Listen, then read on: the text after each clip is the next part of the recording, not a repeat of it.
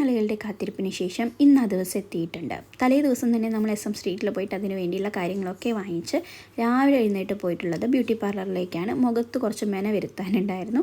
അതൊക്കെ കഴിഞ്ഞ് മോളുടെ സ്കൂളിലെത്തി. ഇന്ന് മോളുടെ സ്കൂളിൽ പാരൻസിൻ്റെ പ്രോഗ്രാമാണ്. അപ്പോൾ ഫസ്റ്റ് തന്നെ നമ്മൾ സ്റ്റേജിൽ കയറി ജസ്റ്റ് പൊസിഷനും കാര്യങ്ങളൊക്കെ കറക്റ്റ് ചെയ്തിട്ടുണ്ട്. പിന്നെ കോസ്റ്റ്യൂമൊക്കെ ചേഞ്ച് ചെയ്യാനായിട്ട് നമ്മളുടെ ഒരു 3rd and 4th പ്രോഗ്രാമായിട്ട് നമ്മളുടെ ഒരു പെർഫോമൻസ് ആണ് ഉണ്ടായിട്ടുണ്ടായിരുന്നത്.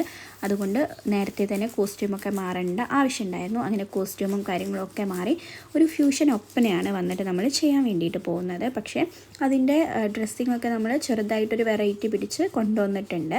എന്തായാലും ഒപ്പനയും നമ്മൾ കുറച്ചുകൂടി മോഡേൺ ആക്കി എടുത്തിട്ടുണ്ട്. ഈ ഒരു കോസ്റ്റ്യൂമിലേക്ക് നമ്മളൊരു നോ ഗോൾഡ് മാരേജാണ് പ്ലാൻ ചെയ്തിട്ടുള്ളത്.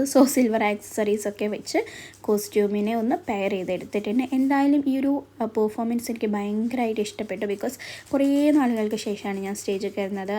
ലാസ്റ്റ് 10th അങ്ങനെ എന്തോ ആണ് ഞാൻ സ്റ്റേജിൽ കയറിയിട്ടുള്ളത്. അത് കഴിഞ്ഞിട്ട് ഇപ്പോഴാണ് സ്റ്റേജിൽ കയറുന്നത്. അതിൻ്റെ നല്ല ടെൻഷനും കാര്യങ്ങളൊക്കെ ഉണ്ടായിരുന്നു. എന്തായാലും നമ്മൾ പാരൻസ് എല്ലാവരും കൂടെ ഈ ഒരു പ്രോഗ്രാം കളറാക്കിയിട്ടുണ്ട്. ഷാഫി കൊല്ലായിരുന്നു നമുക്ക് ഗസ്റ്റായിട്ട് എത്തിയിട്ടുണ്ടായിരുന്നത്. പ്രോഗ്രാമൊക്കെ കഴിഞ്ഞ് ആ ഒരു ടെൻഷനൊക്കെ മാറാൻ വേണ്ടിയിട്ട് ഒരു ഐസ്ക്രീം കഴിച്ച് ബോഡിയൊക്കെ നന്നായിട്ട് കൂളാക്കി എടുത്തിട്ടുണ്ട്. ഇത് കഴിഞ്ഞിട്ട് അവിടെ ഒരു ലക്കി ഡ്രോ ഉണ്ടായിരുന്നു കേട്ടോ. അതിൽ പ്രൈസൊക്കെ അടിച്ച് നമ്മൾ നേരെ